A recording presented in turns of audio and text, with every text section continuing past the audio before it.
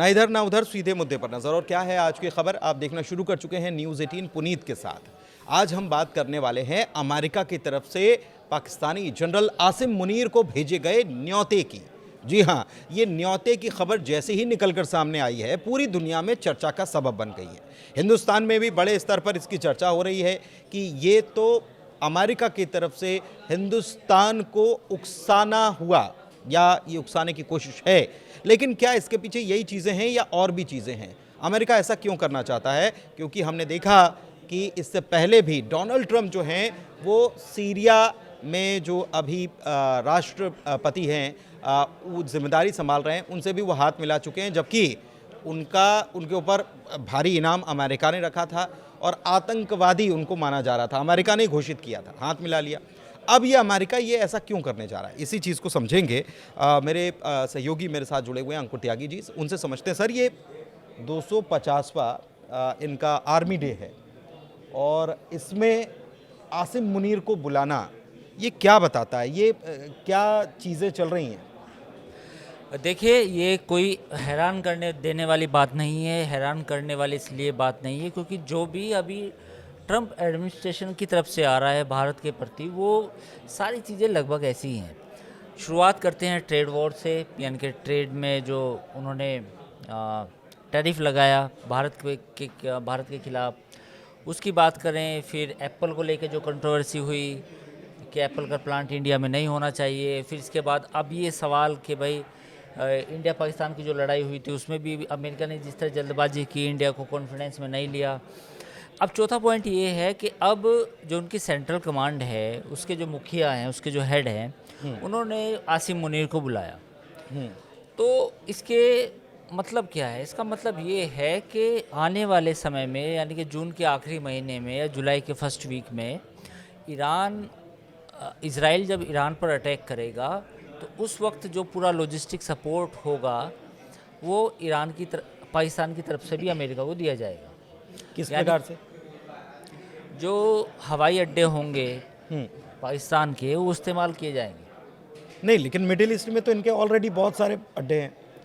तो पाकिस्तान में भी वो अपना अड्डा बनाए रखना चाहते हैं। देखिए, अगर आप पूरी दुनिया के मैप को देखें या खुद एक सर्च करें कि अमेरिका के बेसिस कहाँ हैं पूरी दुनिया में, तो आपको गूगल भी बता देगा कि अमेरिका के बेसिस सऊदी अरब में है, कतर में है, और यूएई में है, और भी जगह है, बाकी जगह है, टर्की में है।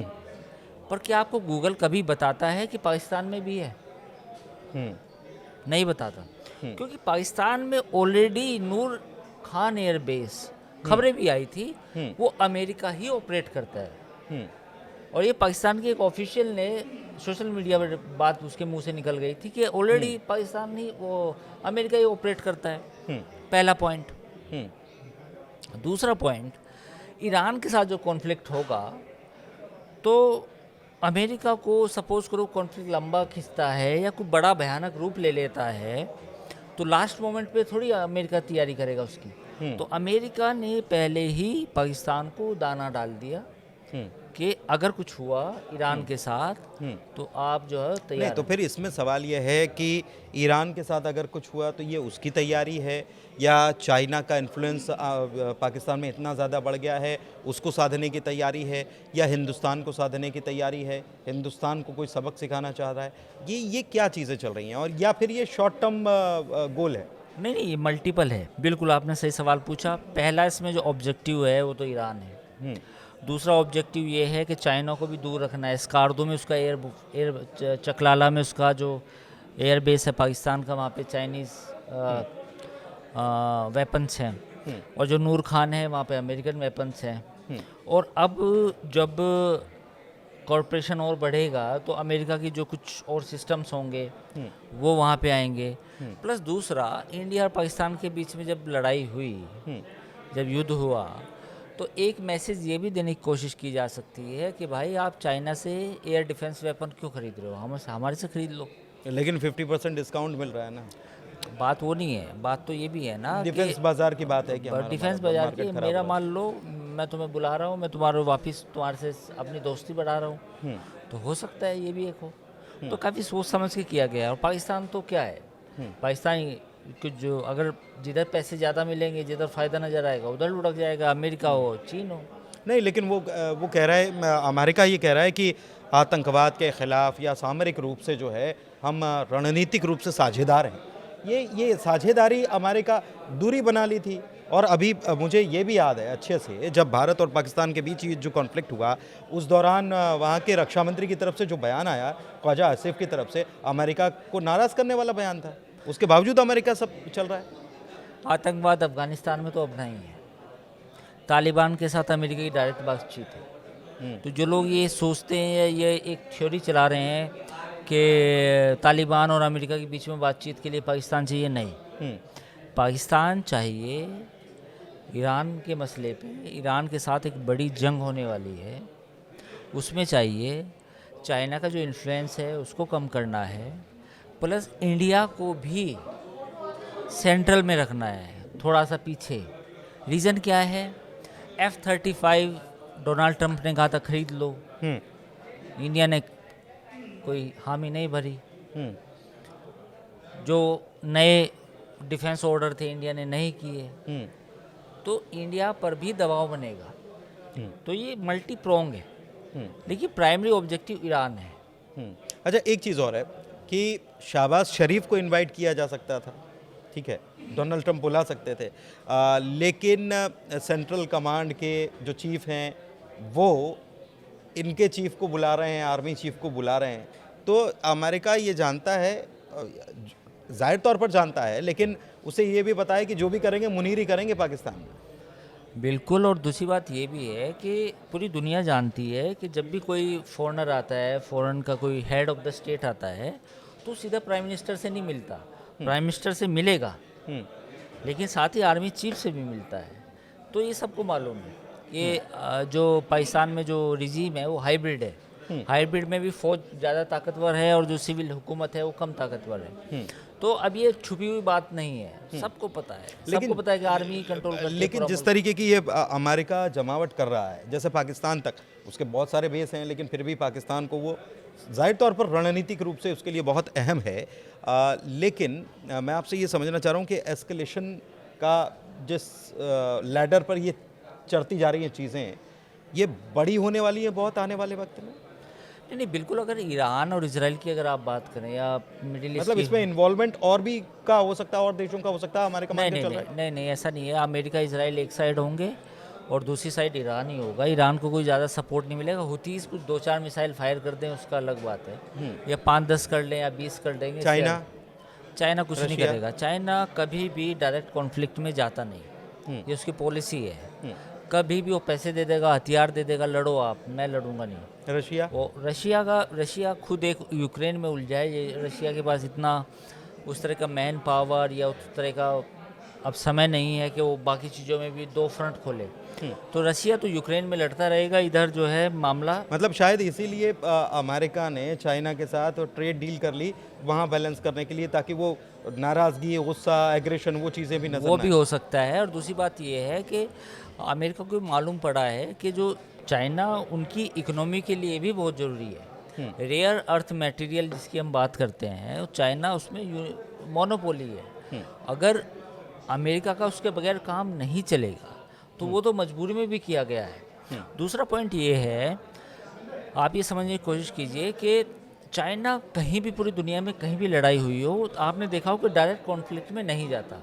इंडिया पाकिस्तान के साथ 3 दिन की जंग हुई, उसमें भी चाइना ने बाकी सपोर्ट किया, सैटेलाइट सपोर्ट दिया, हथियार दिए, गोला बारूद दिया, कुछ पैसे भी दे दिए होंगे। बाद में डील भी कर ली, लेकिन डायरेक्ट कॉन्फ्लिक्ट में नहीं आया।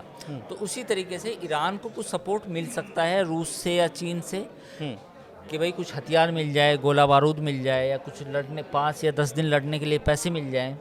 बट बियॉन्ड दिस इससे ज़्यादा नहीं जाएगा, क्योंकि जब अमेरिका और इजराइल मिलकर अटैक करेंगे तो उनका टारगेट कोई सिविलियन गवर्नमेंट या सिविल बिल्डिंग नहीं होगी, वो तो केवल प्लांट्स को ध्वस्त करेंगे, उसके बाद वापस लौट जाएंगे। अच्छा, भारत के ऊपर क्या असर पड़ने वाला है इसका?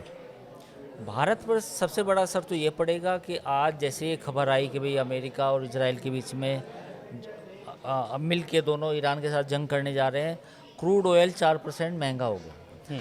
तो अगर ये लड़ाई चलती है तो जो तेल के दाम है वो बढ़ेंगे, और हम सबसे बड़े इम्पोर्टर हैं तेल के दाम के, तो वो इम्पोर्ट करने की वजह से हमारे ऊपर भी दिक्कत आएगी, यानी कि महंगा तेल मिलेगा। ठीक है। पहला असर तो ये।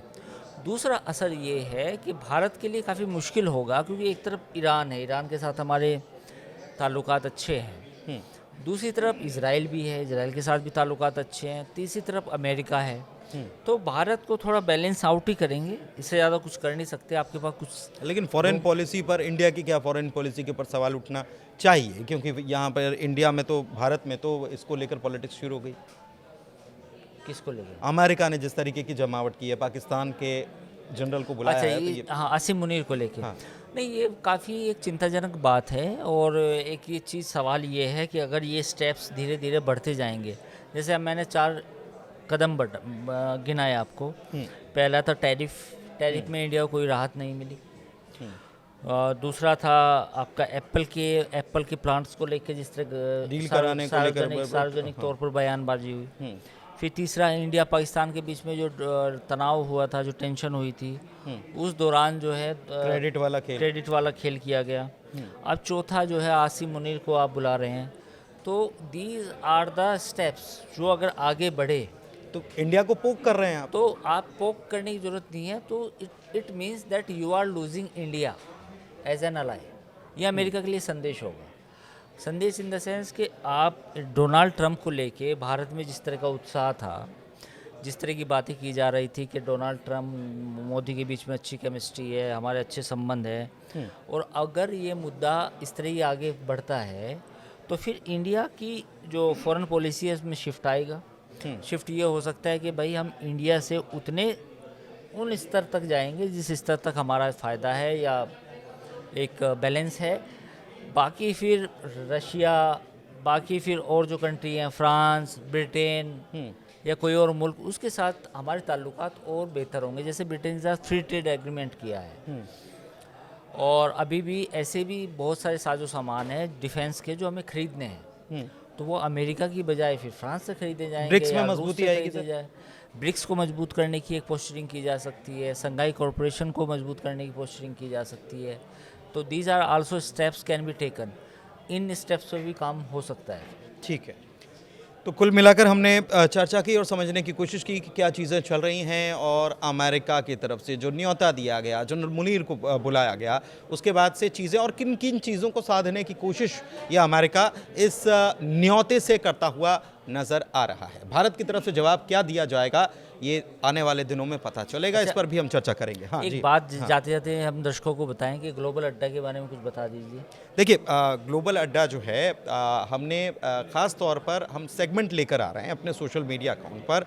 यूट्यूब पर आप इसे देख पाएंगे, ग्लोबल अड्डा को देख पाएंगे, और इसमें इंटरनेशनल जितने भी सब्जेक्ट्स होते हैं, अलग अलग जो घटनाएं होती हैं, उसके ऊपर हम चर्चा करेंगे, और रेगुलर तौर पर इसके एपिसोड्स जो हैं वो आपको मिलते रहेंगे। तो ये ग्लोबल अड्डा को अपना प्यार आप ज़रूर दीजिएगा, पसंद कीजिए। आपको उसमें लगता है कि कुछ सुधार की ज़रूरत है तो सुधार भी इसमें हम करेंगे। आप अपने सजेशन हमको दे सकते हैं कमेंट के ज़रिए।